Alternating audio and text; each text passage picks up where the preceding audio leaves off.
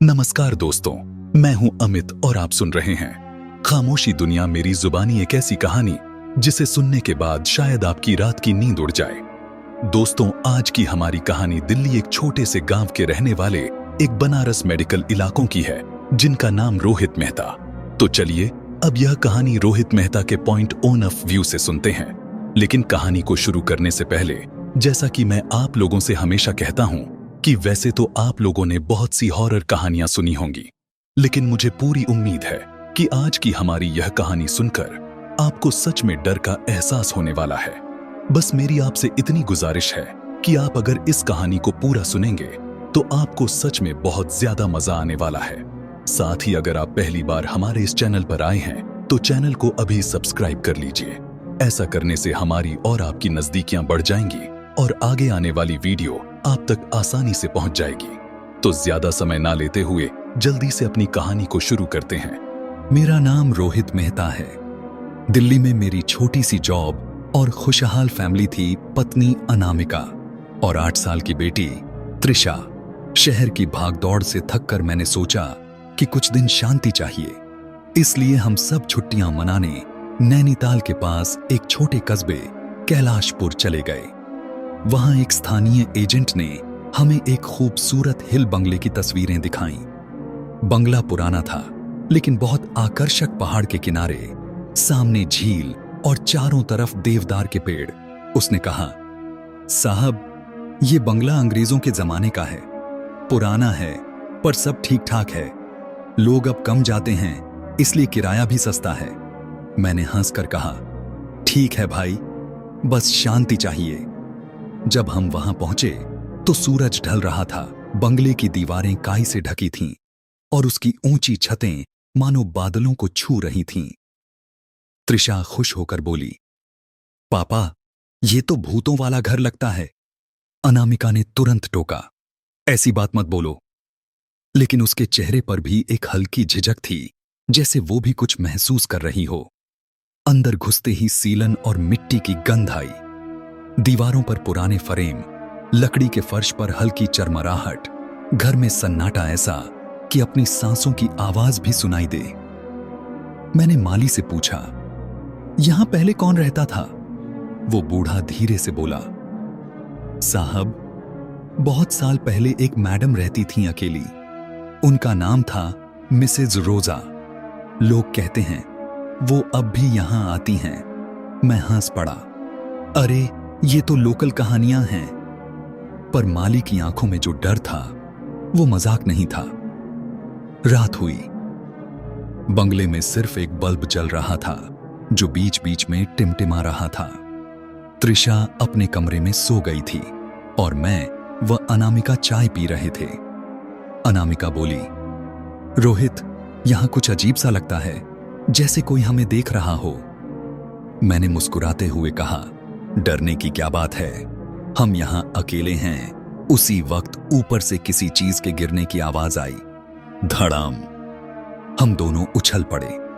मैंने टॉर्च ली और ऊपर गया। ऊपर की सीढ़ियां पुरानी लकड़ी की थीं, हर कदम पर चरमराहट होती। गलियारे के आखिर में एक कमरा था जिसका दरवाजा आधा खुला था। टॉर्च की रोशनी डाली, अंदर कुछ नहीं था, बस पुराना फर्नीचर और धूल से ढका आईना। पर जैसे ही मैं नीचे उतरने लगा, किसी ने धीरे से फुसफुसाया, मत जाओ। मैंने पलटकर देखा, कोई नहीं था, बस वो आईना धीरे धीरे हिल रहा था, जैसे किसी ने उसे छुआ हो। सुबह हुई तो त्रिशा बोली, पापा, रात को कोई मेरे कमरे में आया था। मैंने पूछा, कौन? वो बोली, एक आंटी सफेद कपड़ों में। उन्होंने कहा कि यहां से मत जाओ। अनामिका घबरा गई। मैंने उसे समझाया, बच्ची है, सपना देखा होगा। लेकिन जब मैं त्रिशा के कमरे में गया तो वहां खिड़की आधी खुली थी, जबकि हमने रात को बंद की थी, और खिड़की के नीचे फर्श पर गीले पैरों के निशान थे, छोटे नहीं, किसी औरत के पैरों के। उस दिन हम बाहर घूमने गए, लोगों से बंगले के बारे में पूछताछ की। एक बुजुर्ग दुकानदार ने धीरे से कहा, बेटा, वो बंगला अच्छा नहीं है। बहुत साल पहले वहां एक अंग्रेज औरत रहती थी, मिसेज रोजा। उसके पति ने उसे धोखा दिया और वो वहीं मर गई। कहते हैं अब वो हर उस औरत से बदला लेती है जो उस बंगले में रहती है। मैंने हंसने की कोशिश की, लेकिन दिल में डर उतर चुका था। अनामिका बोली, रोहित चलो आज ही वापस चलते हैं। मैंने कहा, एक दिन और रुक जाते हैं, कल सुबह निकलेंगे। रात को हवा जोर से चलने लगी, बंगले के शीशे खड़कने लगे। मैंने सब खिड़कियां बंद की, फिर कमरे की लाइट बंद की। नींद आने ही वाली थी कि किसी के चलने की आवाज आई, धीमे धीमे, लकड़ी पर पैर घिसटने की। टप टप टप। मैंने टॉर्च उठाई, दरवाजा खोला। गलियारे के दूसरे सिरे पर एक परछाई दिखी, लंबे बाल, सफेद गाउन और हाथ में लालटेन। वो धीरे धीरे मुड़ी। उसका चेहरा अधजला था, आंखें धधक रही थीं, जैसे किसी ने उसे आग में झोंक दिया हो। यह घर मेरा है।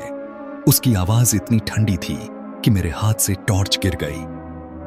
मैं नीचे भागा, अनामिका और त्रिशा को उठाया। दरवाजा खोला पर बाहर धुंध थी, इतनी गहरी कि कुछ दिख नहीं रहा था। तभी पीछे से दरवाजा खुद ब खुद बंद हो गया। अनामिका चिल्लाई, रोहित क्या हो रहा है? मैंने कहा, मुझे नहीं पता, लेकिन हमें सुबह तक यहीं रहना होगा। तभी त्रिशा ने धीरे से कहा, पापा वो आंटी फिर से आई हैं। मैंने पलट कर देखा, सीढ़ियों पर वही सफेद साया धीरे धीरे नीचे उतर रहा था और उसके पीछे दीवार पर खून से लिखा था, मैं लौटी हूं। उस रात के बाद हमें नींद नहीं आई। हर बार जब हवा चलती, ऐसा लगता जैसे कोई खिड़की पर दस्तक दे रहा हो।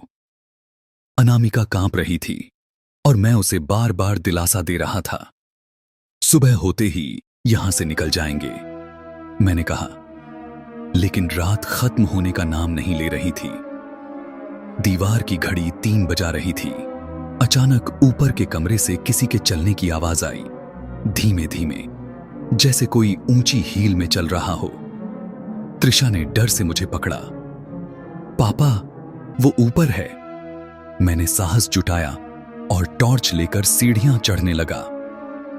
हर कदम पर आवाज बढ़ती जा रही थी। ऊपर पहुंचकर देखा, वो कमरा जिसमें कल गया था अब खुला हुआ था। अंदर टॉर्च की रोशनी डाली। दीवार पर पुराने फोटो टंगे थे, शायद बंगले के पुराने मालिकों के। एक फोटो में एक अंग्रेज औरत थी, सफेद गाउन में, और उसके पास एक आदमी। नीचे लिखा था, मिस्टर एंड मिसेस रिचर्ड रोसा, 1932। तो वही थी वो औरत, मिसेस रोजा। अचानक कमरे के कोने में रखे शीशे में हल्की सी हलचल हुई। ऐसा लगा जैसे उसके अंदर कोई हिल रहा हो। मैंने करीब जाकर देखा, शीशे में मेरा चेहरा नहीं था, बल्कि किसी औरत का। वो धीरे से मुस्कुराई और बोली, क्यों आए तुम मेरे घर? मैं पीछे हट गया। शीशा खुद ब खुद टूट गया और उसके टुकड़े कमरे में फैल गए। टॉर्च बुझ गई और हवा में वही गंध जले हुए बालों की। मैं नीचे भागा, लेकिन सीढ़ियों पर एक पल को ठिठक गया। वहां अनामिका खड़ी थी, पर उसका चेहरा पीला, आंखें खाली। वो बोली, रोहित, उसने कहा कि ये घर उसका है और अब हम नहीं जा सकते। मैंने उसका हाथ पकड़ा। पागल मत बनो, नीचे चलो। पर उसने धीरे से सिर उठाया और मुस्कुराई। अब मैं रोजा हूं। मैं दहशत में पीछे हट गया। उसकी आवाज वही थी जो कल रात सुनी थी। वो सीढ़ियों से धीरे धीरे ऊपर चली गई, जैसे किसी ने उसे बुलाया हो। सुबह हुई तो अनामिका कहीं नहीं थी। कमरे का दरवाजा खुला हुआ, पर अंदर कोई नहीं। मैंने पूरे बंगले में तलाश की, रसोई, लॉबी, बरामदा, कोई नहीं। माली से पूछा, कहीं मेरी बीवी दिखी क्या? वो घबराकर बोला, साहब, मैंने कहा था ना, बंगले की औरत किसी को नहीं छोड़ती। जिसने एक बार उसे देख लिया, वो उसका हिस्सा बन जाता है। मैंने चिल्लाकर कहा, बकवास बंद कर। पर मेरे दिल में डर बैठ चुका था। उस रात मैं अकेला था, बंगले में सिर्फ सन्नाटा। मैंने त्रिशा को अपने पास सुला लिया और दरवाजा बंद कर दिया। रात के करीब 2 बजे बिजली चली गई। काला अंधेरा। खिड़की के बाहर झील पर धुंध छाई थी। तभी दीवार के उस पार से धीमे सुर में एक गाना सुनाई दिया। I am waiting in my home. वो अंग्रेजी में था, पर आवाज अनामिका जैसी थी। मैंने खिड़की खोली, बाहर देखा। झील के किनारे सफेद गाउन में कोई खड़ा था। लालटेन हाथ में, बाल उड़ रहे थे और वो मुस्कुरा रही थी। त्रिशा उठी और बोली, मम्मी। वो खिड़की की तरफ दौड़ी। मैंने रोकने की कोशिश की, लेकिन देर हो चुकी थी। त्रिशा ने खिड़की खोली और बाहर झांकते ही चीख भाग पड़ी। उसके सामने वो औरत थी, रोजा, जिसके चेहरे का आधा हिस्सा जला हुआ था। बेटी, अपनी मां को बुला। त्रिशा बेहोश होकर गिर पड़ी। मैंने उसे संभाला और जब दोबारा बाहर देखा, वहां कोई नहीं था। सिर्फ झील का पानी हिल रहा था, जैसे किसी ने अभी अभी उसमें कदम रखा हो। सुबह होते ही मैंने तय किया कि अब बस हमें यहां से जाना होगा। पर जब बाहर कार तक पहुंचा तो उसकी विंडशील्ड पर किसी ने खून से लिखा था, रात को लौट आना, अभी कहानी अधूरी है। मैंने हिम्मत करके बंगले की तहखाना खोला। वहां पुरानी पेटियां रखी थीं। एक पेटी में कुछ पुराने कागज और एक डायरी मिली। मिसेस रोजा रिचर्ड। पहले पन्ने पर लिखा था, मेरे पति ने मुझे धोखा दिया। उसने दूसरी औरत से शादी करने के लिए मुझे इस घर में जला दिया। अब मैं इस घर में रहूंगी जब तक हर धोखेबाज को उसका अंजाम न मिले। डायरी के आखिरी पन्ने पर लिखा था, मैं वापस आऊंगी हर उस औरत में जो इस घर में रहेगी। मेरे हाथ कांपने लगे। मतलब रोजा की आत्मा अब अनामिका में समा चुकी थी। रात को मैंने त्रिशा को गाड़ी में बैठाया। हम अभी निकल रहे हैं। पर जैसे ही इंजन स्टार्ट किया, बंगले की लाइटें अपने आप जल उठीं और सामने बरामदे में अनामिका खड़ी थी, सफेद कपड़े में, मुस्कुराती हुई। वो बोली, कहां जा रहे हो रोहित? ये घर अब हमारा है। उसकी आंखें अब रोजा जैसी थीं, गहरी, खाली और ठंडी। मैंने इंजन चालू करने की कोशिश की, पर गाड़ी बंद हो गई और तभी बंगले की खिड़कियों से सैकड़ों मोमबत्तियां जल उठीं। पूरा बंगला रोशनी से भर गया। मैंने देखा, दीवारों पर परछाइयां हिल रही थीं। हर परछाई में रोजा थी। बरामदे में खड़ी अनामिका की आंखों में अब वो मासूमियत नहीं थी। उसके चेहरे पर वही शांति थी जो किसी आत्मा की होती है, जिसने अपने अंदर का दर्द भुला दिया हो या शायद बांट दिया हो। अनामिका, मैंने पुकारा, ये तू क्या कर रही है? वो मुस्कुराई और बोली, मैं नहीं, हम कर रहे हैं। रोजा और मैं अब एक हैं। त्रिशा कार के अंदर रो रही थी। मैंने कार का दरवाजा बंद किया और अनामिका की ओर बढ़ा। देखो, ये सब तुम्हारे बस की बात नहीं है। रोजा मर चुकी है, अब वो वापस नहीं आ सकती। उसने ठंडी आवाज में कहा, तूने देखा नहीं, मैं लौट आई हूं। और अगले ही पल हवा का एक झोंका चला। बंगले की खिड़कियां एक साथ खुल गईं और झील से ठंडी धुंध उठी जो धीरे धीरे बरामदे तक आ गई। वो धुंध किसी इंसान की तरह चल रही थी और उसकी परछाई में मैंने देखा, रोजा खड़ी थी। अब दोनों, रोजा और अनामिका, एक जैसी दिख रही थीं। एक का शरीर, दूसरी की आत्मा। मैंने त्रिशा को लेकर बंगले से भागने की कोशिश की, पर जैसे ही गेट की ओर पहुंचा, लोहे का दरवाजा अपने आप बंद हो गया। धातु की वो भारी चिटकनी खुद ब खुद गिर गई। मैंने जोर लगाया, पर कोई फायदा नहीं। तभी हवा में वही आवाज गूंजी, भागने की कोशिश मत कर रोहित, ये घर तेरा भी इंतजार कर रहा था। मैंने पीछे देखा, रोजा झील के किनारे खड़ी थी। उसका चेहरा अब आधा जल चुका था, पर बाकी हिस्सा अनामिका का था। वो हाथ में एक जली हुई मोमबत्ती लिए धीरे धीरे मेरी ओर बढ़ रही थी। मैंने त्रिशा को अंदर कमरे में बंद किया और नीचे वाले स्टोर रूम में भागा। वहां पुराने फर्नीचर के साथ वही डायरी पड़ी थी। उसमें एक पन्ना और था, शायद कल रात नहीं देखा था। जो भी इस घर में मेरे नाम का दीप जलाएगा, वो मेरी आत्मा को जगा देगा। पर अगर कोई उस दीप को झील में डुबो दे, तो मैं हमेशा के लिए सो जाऊंगी। मेरे मन में एक ही बात आई, रोजा की मोमबत्ती ही उसकी ताकत है।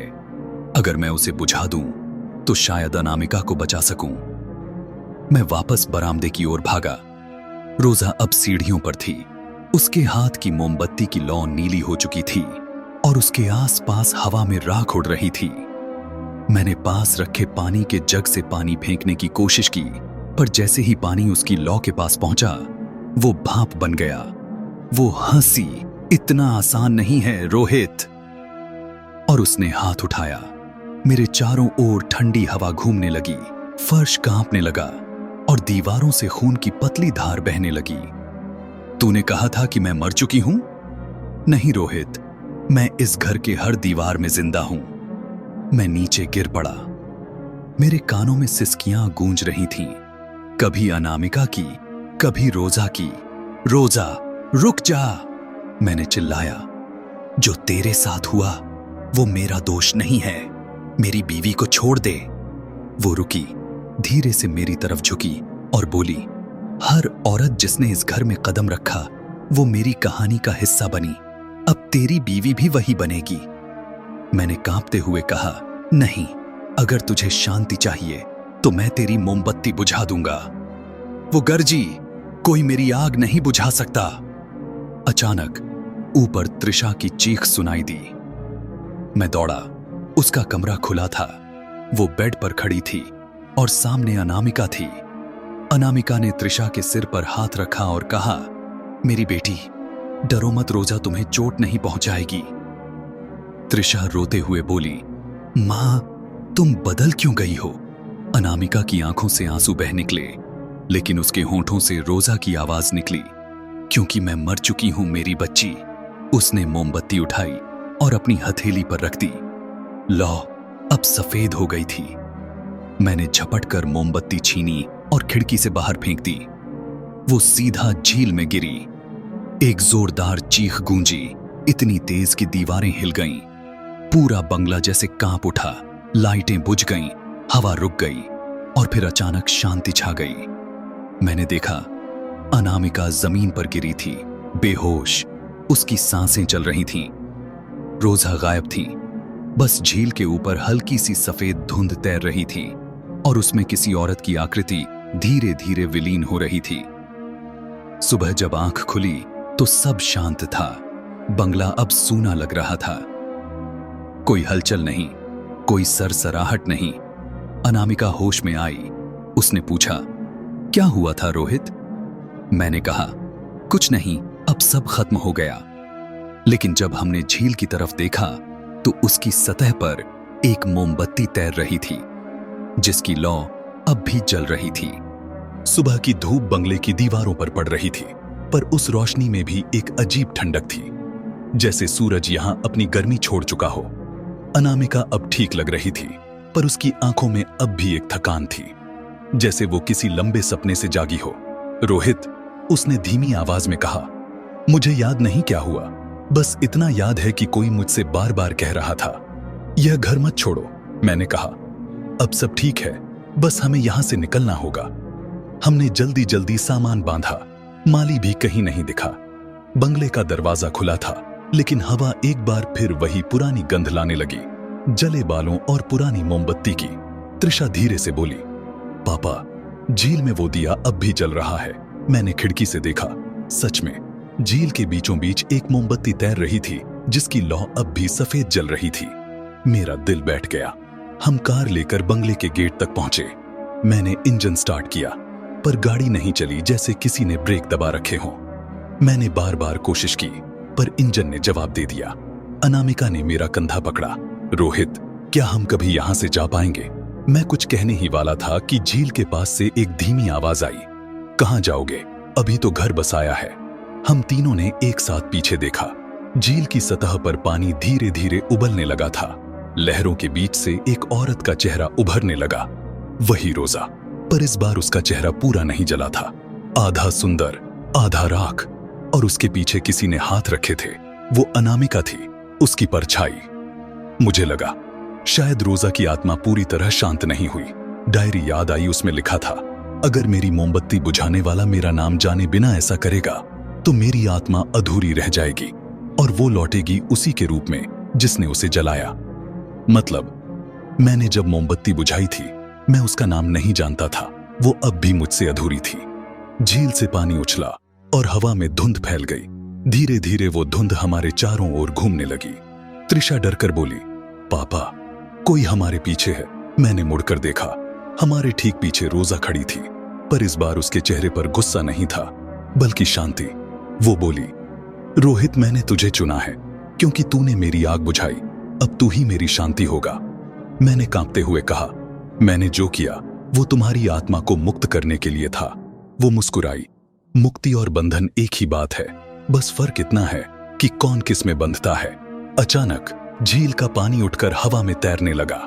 उस पानी में चेहरे दिखने लगे, सैकड़ों चेहरे, औरतों के जिनकी आंखों में सिर्फ जलन और बदला था। रोजा ने हाथ फैलाया, ये सब वो हैं जिन्हें मर्दों ने धोखा दिया। अब इन सब की कहानी मेरे घर में जिंदा रहेगी। अनामिका ने मेरी बांह पकड़ी, रोहित भागो। मैंने त्रिशा को उठाया और बंगले की ओर भागा, पर जैसे ही दरवाजे तक पहुंचा दरवाजा अपने आप बंद हो गया। दीवारों से राख झरने लगी और हवा में मोमबत्ती की गंध फैल गई। अनामिका रोने लगी, कृपा करो रोजा, हमें छोड़ दो। रोजा धीरे धीरे पास आई, तू अब मैं है अनामिका, और वो बच्ची मेरी बेटी। मैंने चिल्लाया, अगर तू सच में शांति चाहती है तो मुझे ले जा, मेरे परिवार को छोड़ दे। वो रुक गई, फिर मुस्कुराई और बोली, ठीक है, अब तू ही इस घर का रखवाला होगा। उसने अपनी उंगली से मेरे माथे को छुआ, एक झटका लगा और सब अंधेरा हो गया। जब होश आया सूरज उग चुका था। अनामिका और त्रिशा मेरे पास बैठी थीं, दोनों बिल्कुल ठीक थीं। उन्होंने कहा, हम बच गए रोहित, रोजा चली गई। मैंने राहत की सांस ली। हमने जल्दी से गाड़ी में सामान रखा और निकल पड़े। बंगला पीछे छूट गया, झील भी, सब कुछ सामान्य लग रहा था। पर जब मैं रियर मिरर में देखने लगा तो बंगले की खिड़की में कोई खड़ा था, सफेद गाउन में और हाथ में लालटेन लिए, और उसकी आंखें मेरी जैसी थीं। 1 साल बाद कैलाशपुर में उस बंगले के बाहर एक नया बोर्ड लगा है, बिक्री के लिए शांतिपूर्ण पहाड़ी बंगला। लोग कहते हैं अब वहां एक नया केयरटेकर रहता है। हर शाम वो झील के किनारे जाकर मोमबत्ती जलाता है और कहता है, ये घर अब मेरा है। पर किसी ने उसका चेहरा कभी नहीं देखा। बस इतना मालूम है कि उसकी आंखें हमेशा धधकती हैं, नीली आग जैसी। दोस्तों, आज की यह रहस्यमयी रात यहीं खत्म होती है। अगर आपको कहानी पसंद आई हो तो लाइक, सब्सक्राइब और कमेंट जरूर करें, क्योंकि मैं फिर लौटूंगा ऐसी ही एक और सिहरन भरी घटना के साथ।